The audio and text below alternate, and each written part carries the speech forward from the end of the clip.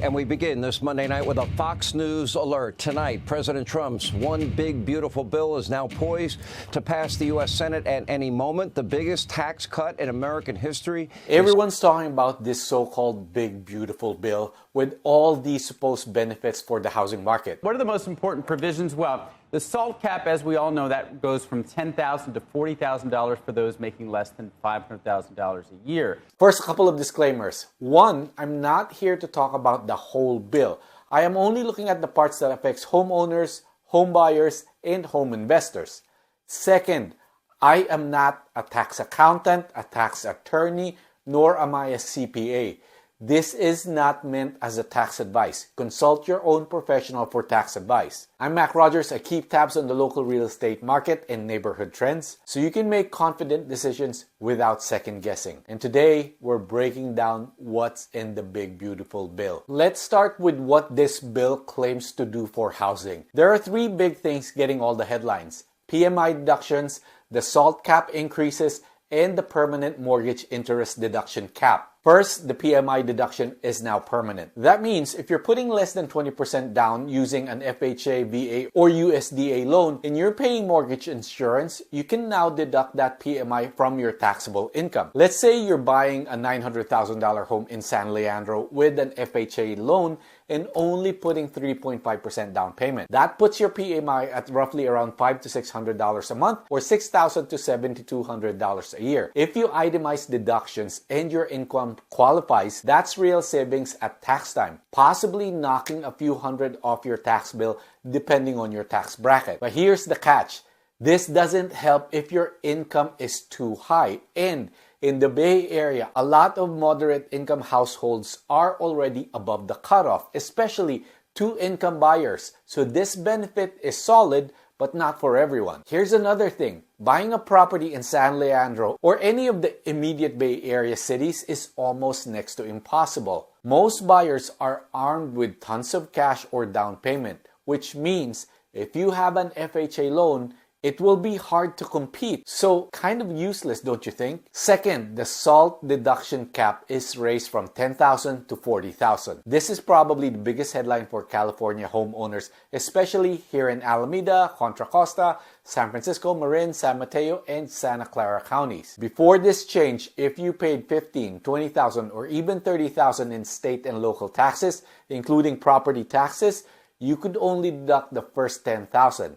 That hurt, especially for people in areas like Piedmont, Danville, where just the property tax on a $1.5 million home might exceed $18,000 per year. Now with the cap raised to $40,000 for filers earning under $500,000, it's a major tax relief for high-cost markets. But again, it only helps if you itemize deductions and you're not phased out due to income.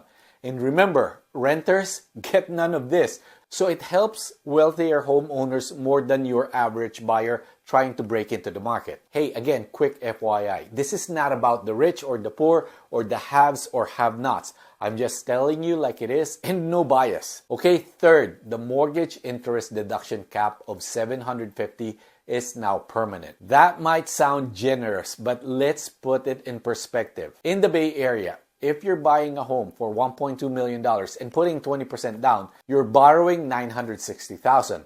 And only the first $750,000 of that loan qualifies for the deduction. That means you're losing interest deduction on over $200,000 of the loan, which adds up. Especially with mortgage rates around 6.75%, you're talking about over $13,500 in non-deductible interest in year one. So, sure, the $750,000 cap being permanent gives certainty, but it doesn't keep up with our local price reality.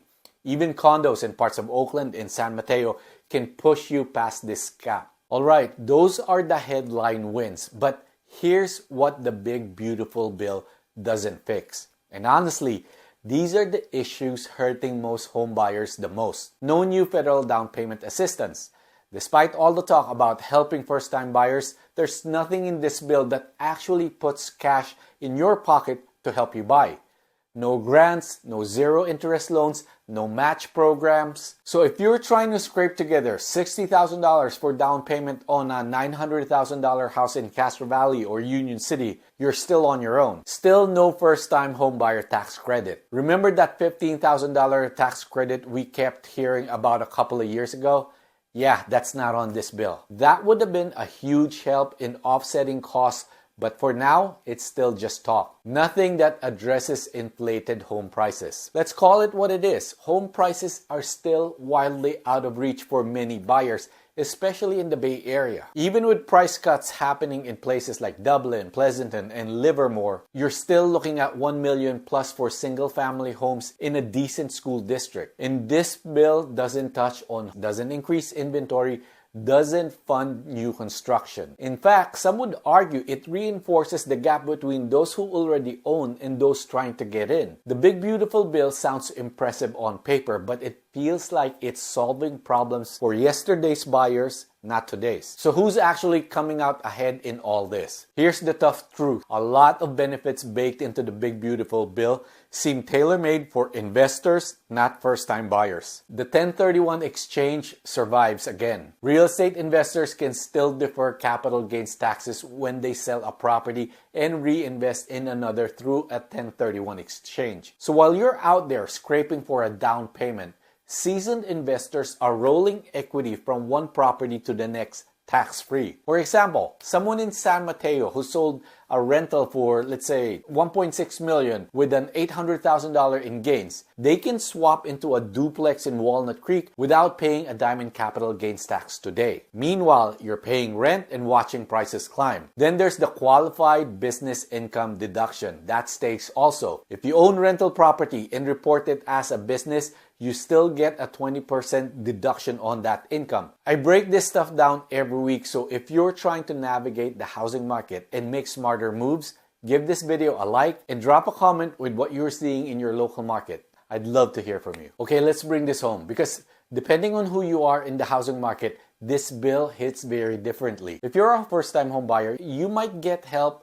through the PMI deduction if you qualify based on income. But you're still staring down high prices, high rates, and no meaningful down payment support. In the Bay Area, that means homes under $900,000 are still getting multiple offers, and even starter homes feel out of reach. The bottom line, this bill won't move the needle for most first-time buyers here. If you're a move-up buyer, you may benefit from the higher SALT cap, especially if you're moving into a more expensive home. You know, think Danville, San Ramon, or parts of the peninsula. But unless you're sitting on a large equity cushion from a prior sale, buying up right now with rates near 7% is a serious stretch. And since the mortgage interest deduction cap stays at $750K, some of that tax help disappears if your loan goes beyond that. If you're a seller, this bill does almost nothing for you directly, but indirectly, it could make higher-end homes more appealing to wealthier buyers who now get to deduct more in property taxes. But don't expect it to juice demand in the mid-range. That part of the market is still price sensitive and cautious. If you're an investor, this is your playground. You've got the 1031 exchange, QBI deductions, and little regulatory pushback in this bill. It's why we're still seeing out-of-area investors picking up multi-units in places like Hayward, Vallejo, and Tracy, while locals feel priced out of even basic homes. So again, the big beautiful bill has benefits, but like most things in real estate, it depends on who you are. So is the big beautiful bill a game changer? For some, yes, but for most Bay Area buyers and sellers in 2025, it's more like a headline than a lifeline. If you're not sure how these changes impact your next move, whether you're buying, selling, or just waiting, I'm here to help. Call, text, email, or DM if you're looking to buy or sell your home in Castro Valley or anywhere in the East Bay or in the Bay Area. And if you haven't already, hit that subscribe button so you don't miss next week's update, because this market isn't slowing down and neither are we.